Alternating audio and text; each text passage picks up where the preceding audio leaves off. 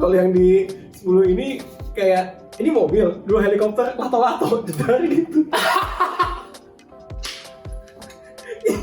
Itu kayak kok bisa? Kenapa lato-lato? Kenapa bukan kepalanya Vin Diesel sama The Rock aja bisa jadi lato-lato?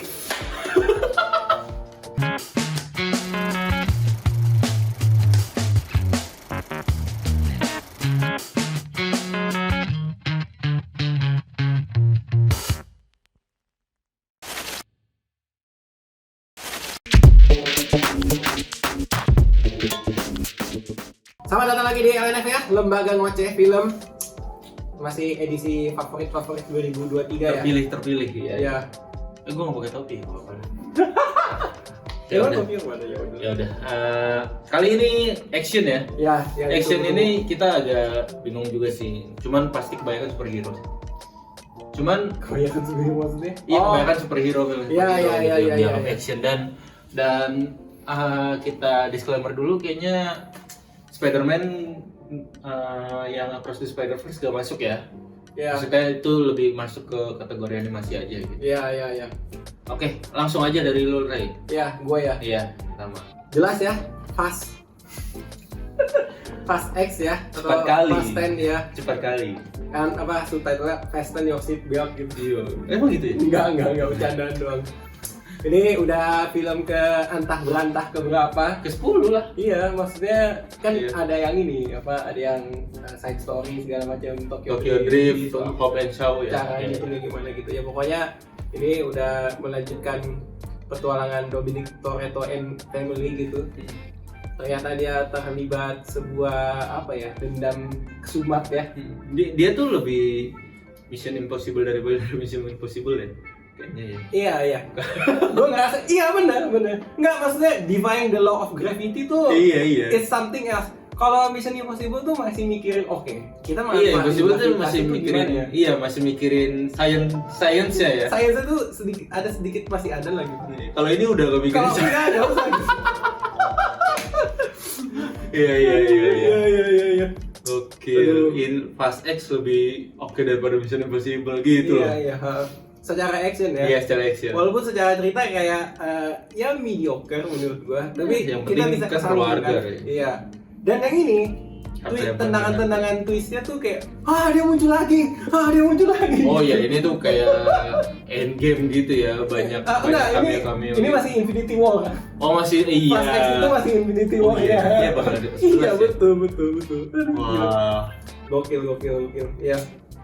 yang udah mati, ini macam-macam sinetron Iya, ini iya. season panjang ya yang udah meninggal Betul. hidup lagi, Dan tapi secara treatment cerita pun gitu juga.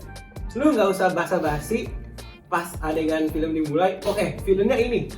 Rencana jahatnya ini, tapi dia masih punya twist rencana jahat lainnya di belakang. Gitu. Terus ya udah tuh mereka kayak kebagi. Kalau di Infinity War kan ada grupnya Iron Man, grupnya Captain America gitu kan. iya. Yang ada di bumi sama ada yang di planet. Ini juga gitu. Kayak ada grupnya si ini, wah dia kena hack. Jadi resources mereka terbatas. Mesti minta tolong sama yang ini dulu. Bener Bagi tugas ya. Sementara si Dominic Toretto ya udah gua ke Brazil dulu segala macam, terima panggilan duel ngebut-ngebutannya gitu. Wah gila sih. Dan Seru. yang bagus villainnya ya. Ya, Justru ya. dipanggil oleh Jason Momoa ya. Ini sorry banget nih ya. Gue ngerasa Jason Momoa lebih bagus di sini dibanding Aquaman. Iya. Aquaman kemarin Kayak- terlalu ya gitulah. Apa sih kayak kalau di komentar wah gila ini filmnya kayak Joker tapi versi bisa ngebut gitu. Iya, Joker digabung sama Aquaman gitu. Anjir, dan Iya, ini betul. juga agak flamboyan gitu ya. Iya, secara fashion tuh gemilang cing gitu. Iya. Dan ada satu yang gue masih inget tuh memorable scene-nya adalah dia ini ngajak ngobrol 2 orang. Tapi ternyata 2 orang ini udah jadi mayat. Anjir. Sesinting itu si penjahatnya, gila deh. Nah, gue belum nonton loh. Itu udah tayang belum sih di OTT? Udah kayaknya Kalau udah ya. OTT Catch Papers pasti udah ada. Udah ada ya. Iya, gue nggak tahu kalau OTT lain kayak Netflix kayak mana-mana. Gue tuh kayak pengen nonton, cuman gue belum nonton sebelumnya kan. ya Cuman nonton kayak salah satu. jadi harus kayak waktu John Wick kan gue juga harus nonton 1, 2, 3, 4. 1, 2, 3 Iya, dulu baru sebelum 4 ya. nonton yang keempat. Iya. Iya. Tapi ini kan sutradaranya ganti, Ray. Itu ada rasa yang berbeda nggak sih? Menurut gua dengan bergantinya sutradara ya, gua ngerasa lebih ke arah ininya sih. Yang terasa dominan tuh cara berceritanya berubah. Gimana tuh? Cara berceritanya ini memang Dari sebelumnya gimana, terus jadi gimana? kalau sebelumnya lebih ke ini satu tim utuh, masalah bersamanya tuh apa? Oh iya. Satu tim utuh masalah bersamanya apa? And then masuk sequence berikutnya baru tuh kayak ada twist and turn-nya, musuhnya ternyata begini, si ini ternyata nggak terlalu jahat gimana aja tuh ke reveal-nya pelan-pelan. Kalau di sini ini tuh lebih ke ya udah dipecah, masing-masing punya agenda sendiri. Dan memang karena ini seakan-akan two-part movie gitu ya. Iya. Jadi ya ada sebuah rasa di mana belum tuntas, benar-benar tuntas gitu. Oh iya. Jadi kayak ya ngegantung. Walaupun ya kita bisa menebak-nebak lah kayak ya masa sih ada yang meninggal aja bisa dibangkitin dari ini. Iya, gampang lah itu. Apalagi kalau misalkan di endingnya ini ada yang wah kecelakaan berat kayak masa sih dia meninggal begitu aja gitu. Waduh. Tapi kalau dari segi cerita berubah, dari segi kegilaan action mobil-mobilannya itu tuh sama-sama sinting aja sih. Sinting aja udah pokoknya nggak ada gravitasi, nggak ada fisika di sana. Betul kayak aja ini ada mobil dikasih meriam kiri kanan. Udah mah mobilnya masih bisa ngebut ya. Mobilnya masih bisa ngebut, pas meriamnya ditembak, jedar gitu. Mobilnya tuh kayak nggak ada ini. Nggak ada impact sama sekali. Iya, gitu. Kan santai-santai aja. Dung gitu mundur kan. Dan yang paling gilanya ya, ini adegannya ada anak kecil di situ. Ayo tembak meriamnya, dah berhasil kena kan. Letos gitu. Dia udah jadi pembunuh man. tapi intinya mah kan ini level up lah ya dari film sebelumnya ya. Maksudnya berasa level up ya. Jadi gini, gua tahu kalau di yang ke-9 kan udah tuh terjadi tuh terbang keluar angkasa keras gitu kan. Walaupun di sini tidak ada yang over the top seperti itu, tapi dia kayak apa ya? Karena ini two part movie, dia tahu batasannya. Oke, karena ini 2 part, kayaknya kita batasannya actionnya segini deh. Biar nanti bisa kita pasang di sini. Iya, gitu. Jadi nggak tinggi-tinggi gitu. Jadi secara ketegangan tuh serupa. Tapi gue tahu 9 tuh masih lebih tinggi karena panah kedua angkasanya gitu. Iya. Tapi kalau di sini tuh kayak ya kita mau siapin buat nanti yang 11 biar ada di sini nih gitu. Iya. Jadi mungkin 10, 9 sama 11 nih level wah gilanya gitu. Kayak kita kan kalau yang ngikutin di spin-off Hobbs and Shaw aja kita udah dikasih lihat ya mobil gelayutan terus ada helikopter. Kalau yang di 10 ini kayak ini mobil, 2 helikopter lato-lato gitu. Itu kayak kok bisa? Kenapa lato-lato? Kenapa bukan kepalanya Vin Diesel sama The Rock aja bisa jadi lato-lato? Kan tabrak sama tabrak jedar. Iya. Waduh. Iya gila. Sumpah. Iya. Yang 11 sih kapan sih kira-kira? Kayaknya tahun depan kalau enggak di 2025 awal nih. Oke. Kita lihat dan kita doakan yang terbaik lah ya. Dan berarti masih bisa ngikutin lah ya. Iya. Misalnya, ya paling yang ceritanya bener-bener koheren tuh mungkin dari 4 kali ya, 4 atau 5 ya. 456 lah. 456 lah ya. Mulai dari situ ya. Kalau di awal-awal kan kayak masih kayak balap liar aja. Misi-misi balap liar. Nyelamatin ini floppy disk anjir gua aja udah lupa anjir. Ini ya 1 2 3 tuh udah mulai berkaitan dengan kartel narkoba segala macam. Iya, Gen Z tuh nggak bakal tahu tuh floppy disk. Nonton deh itu bersejarah anjir. Iya betul. Oke, kalau misalkan setiap nonton, ini misalkan kalian baru pertama kali ngikutin Fast and Furious ya. Jangan heran kalau misalkan makin nambah jumlah makin ke sequel berikutnya. Itu makin kayak wow makin gila gitu. Jangan heran gitu. Makin nggak ada fisika lah di situ. Oke, itu ya dari Ray ya. Iya. Gua ini jangan yang bingung dulu deh. Yang bingung dulu aja nggak apa-apa. Gua tuh antara 2 nih. Antara GOTG atau Guardian of Galaxy volume 3 ya. Guardian of Galaxy atau Blue Beetle. Tapi GOTG kayaknya udah obvious orang-orang banyak yang suka. Karena ini akhirnya film MCU yang akhirnya membawa isu yang personal, dekat, dan mengharukan gitu loh. Iya. Akhirnya ada lagi nih, dan sebagai film finalnya James Gunn ini pamungkas banget deh. Kalau kata pamungkas si ngomong berita. Enggak to the bone ya. Nah, berarti gue pengen bahas Blue Beetle aja yang banyak. Ya. Blue Beetle ini favorit ya berarti ya. favorit. Salah satu favorit. Karena gue rasa akhirnya di situ nemuin formula yang bisa diterima banyak orang sebenarnya. Maksudnya sebelumnya tuh terlalu gelap. Sebelumnya terlalu dewasa atau gimana gitu. Tadinya Shazam pertama tuh mungkin bisa tuh diterima banyak orang, lebih ke family dan lain-lain. Cuman Shazam kan kayak project yang diproduksi juga sebelah mata ya, budgetnya juga nggak banyak banget, marketingnya juga betul. Gitu.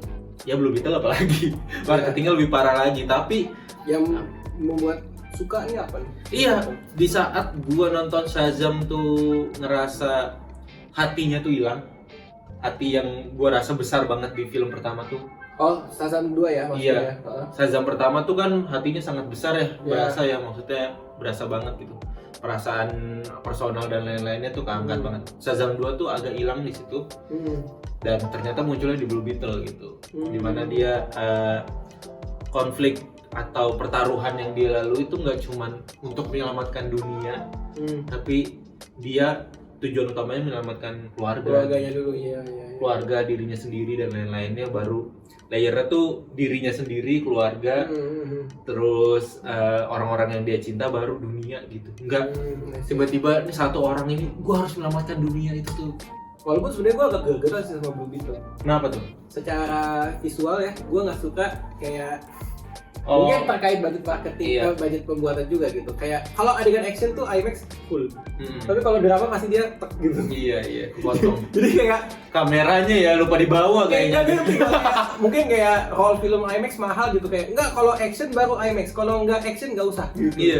Tapi kalau misalnya itu tuh orang-orang kayak Ray aja yang nyadar, gue nggak nyadar pas nonton tuh kayak hitam hilang iya. Gitu. Gue suka juga kayak choreo fightingnya tuh bener-bener fluid banget, dimana si solonya kan juga pemeran utamanya ini solonya juga seorang ini kan dari Cobra Kai kan, yang bela diri gitu.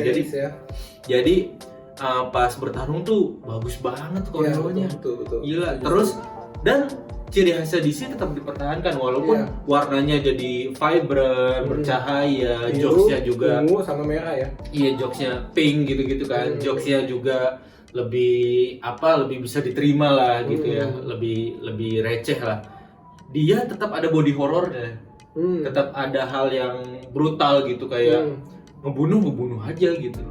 Brutal aja gitu. Terus body horror di mana pas dia berubah jadi Blue Beetle itu kan agak ngeri ya.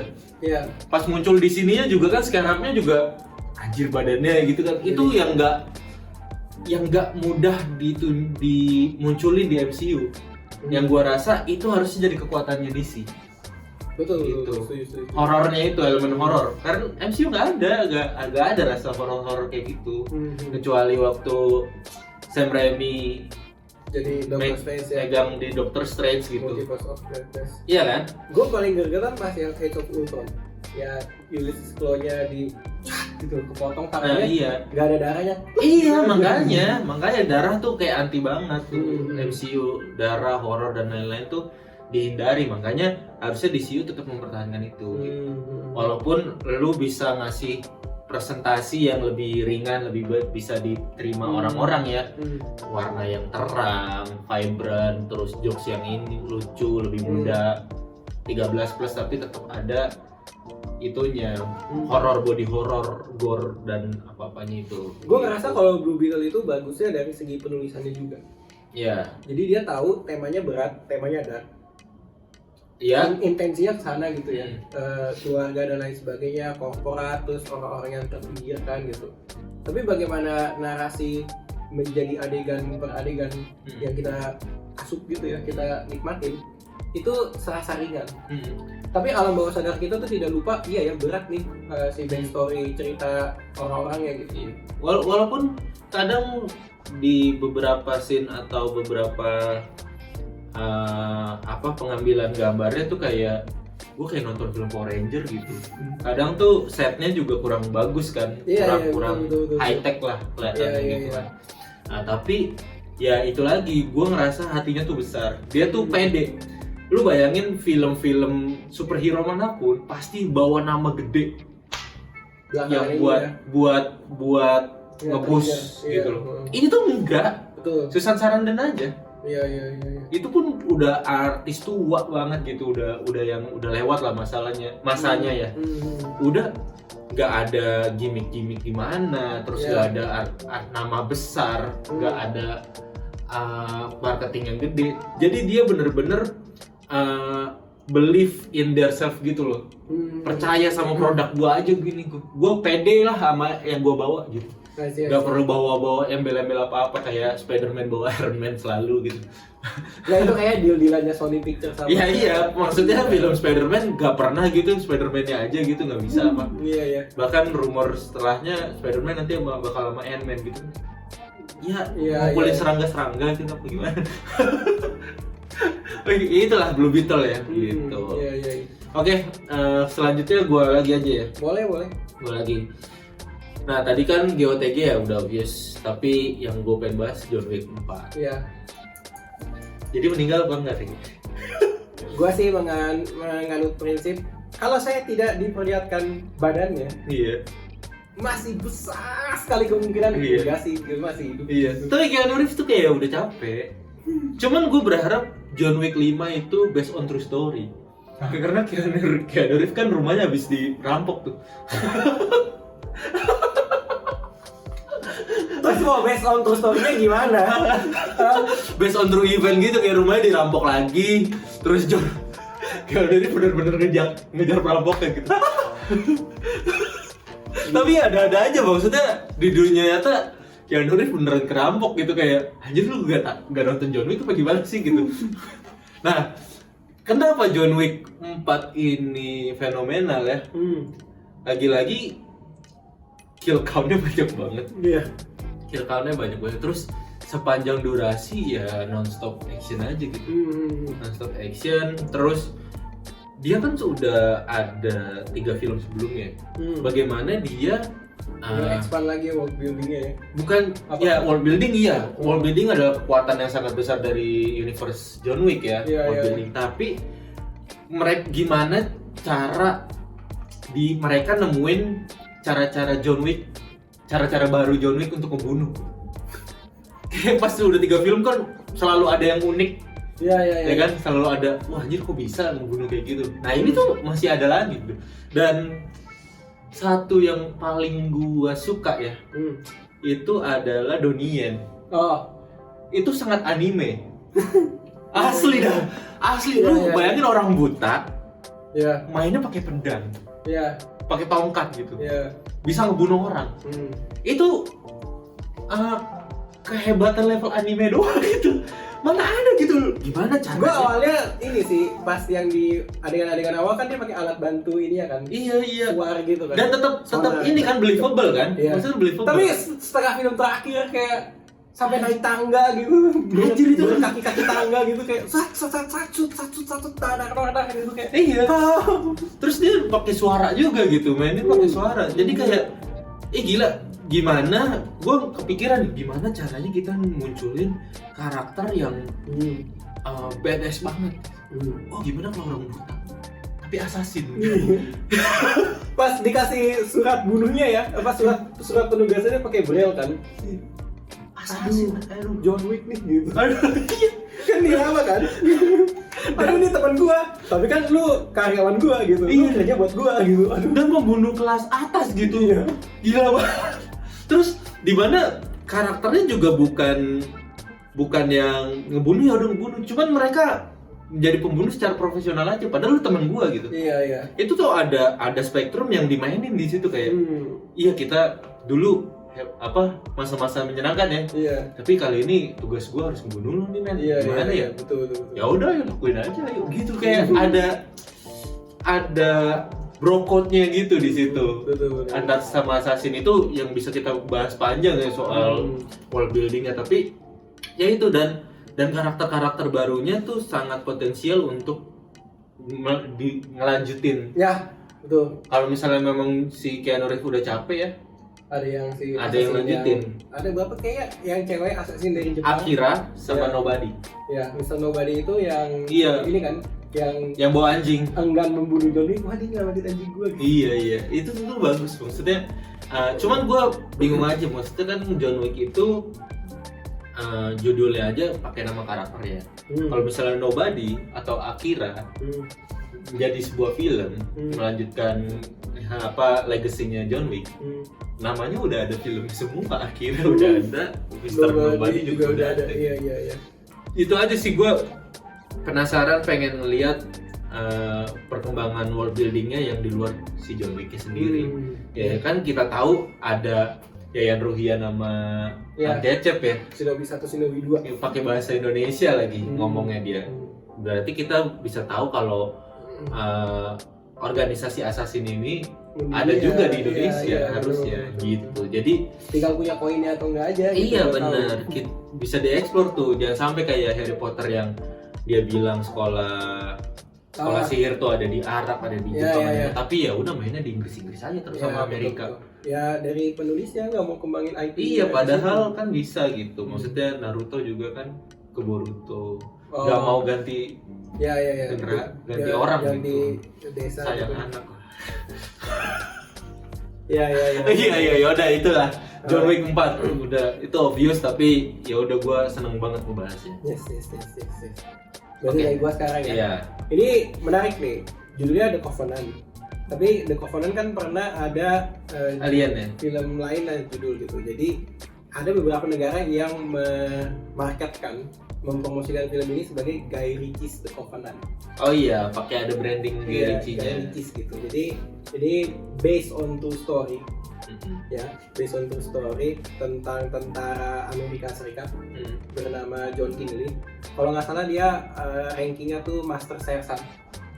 Jadi dia ada penugasan di Afghanistan tahun 2018.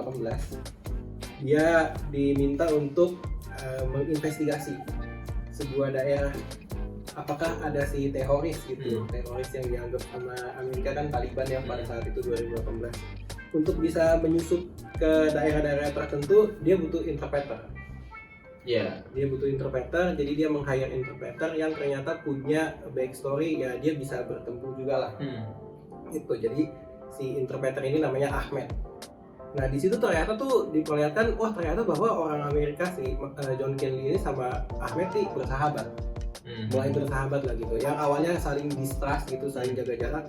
Tapi karena petualangannya, jadi kayak misi mereka ya. Misi mereka jadi bersahabat gitu. Kalau si John Kinley diperankan sama si Jake Gyllenhaal, Ahmed diperankan sama Dar Salim. Dua-duanya bagus banget. Actingnya bagus banget. Iya.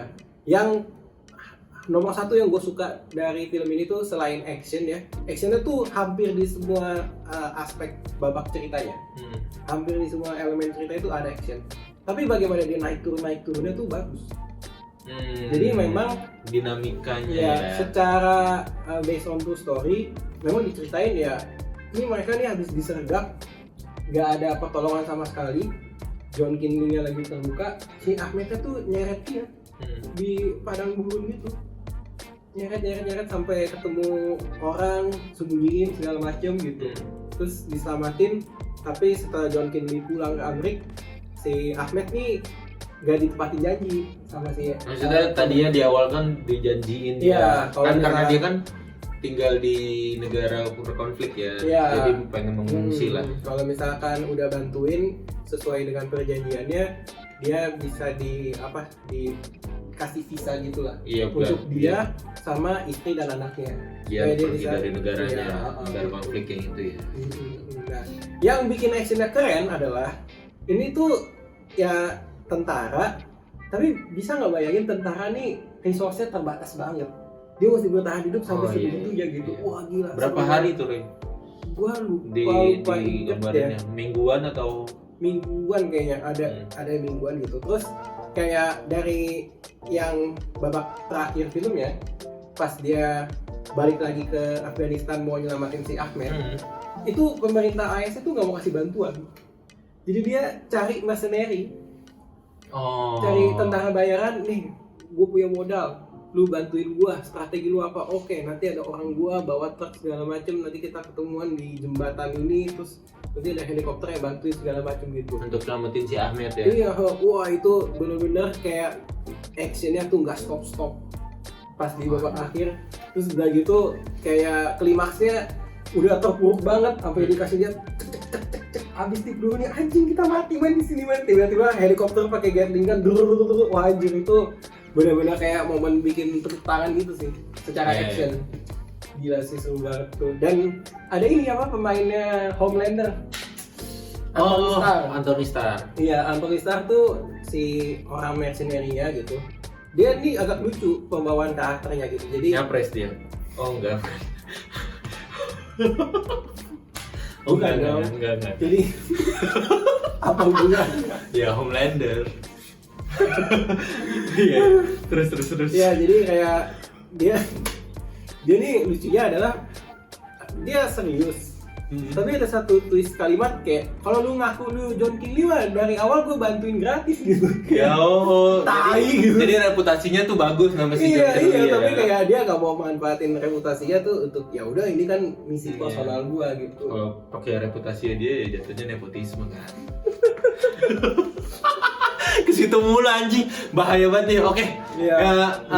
Itu gue inget banget, maksudnya dari premis itu walaupun terkesan white savior ya. Iya. Ya, tapi ya itu kan kejadian yang nyata terjadi gitu. Betul. Dan premis itu juga sebenarnya kayak sama di Kandahar. Di tahun yang sama filmnya Gerard Butler. Cuman ya itu kalau misalnya ngelihat dari review kritikus sih memang secara eksekusi, secara penulisan The Covenant lebih solid gitu. Kalau Kandahar tuh kayak banyak bertele-telenya gitu. Iya, karena kan Dahar. Kalau lapar. Orang Sunda. Nah gitu jadi ya itulah ya The Covenant. Dia udah masuk Prime bukan sih? Kayaknya Gue udah pengen nonton deh. Karena The Covenant tuh tayang terbatas di ini Romawi. Oh iya. Ya mungkin dia kerja sama Cinepolis beberapa daerah, beberapa studio gitu ya. Sempat nayangin gitu, tapi dia tuh tayang terbatas gitu.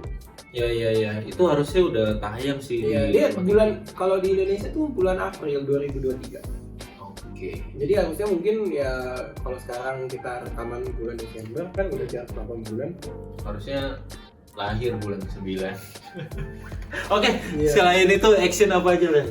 Gua ada beberapa yang cukup menyenangkan yang gue tonton secara treatment dan excitement. Wah, actionnya seru nih.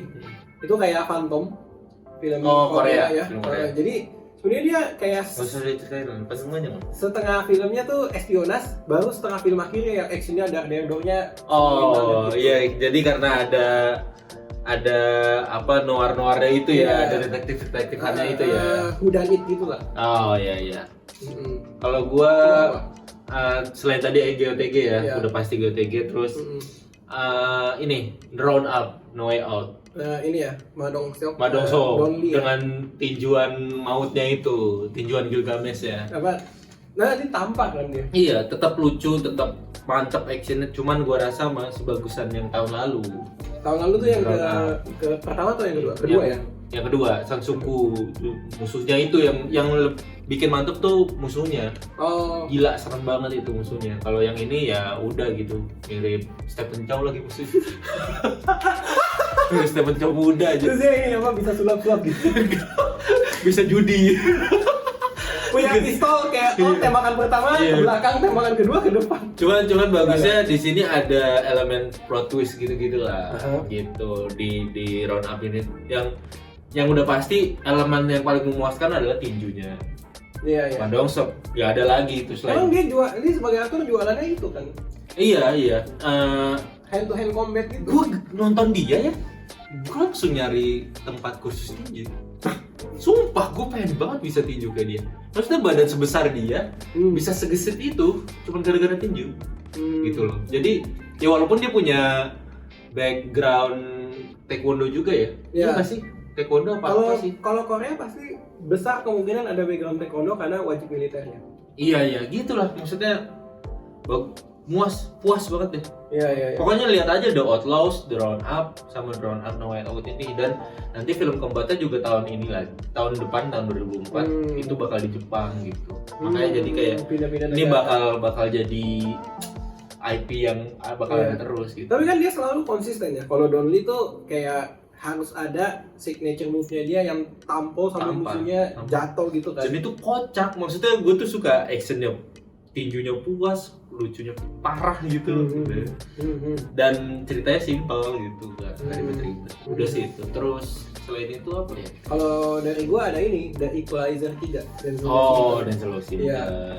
Itu termasuk yang gue suka juga karena gimana caranya film ini bikin ini ada antagonis dihajar sampai kapok, dan kita sebagai orang yang nonton, nah ini orang-orang jahat kayak gini memang harus diginiin gitu. Harus masuk penjara. Bukan masuk penjara lagi ya, masih. Iya. Enggak. Terus sama ini Hunger Games, Ballad of the Songbird. Iya. Ya dikit lah sebenarnya actionnya. Enggak gimana. Udah sih itu aja. Ya, dari gue juga itu aja sih. Oke, thank you. Dari genre action ini terpilih dari kita berdua ya. Sampai ketemu 2023. di 2024. Ya, bye.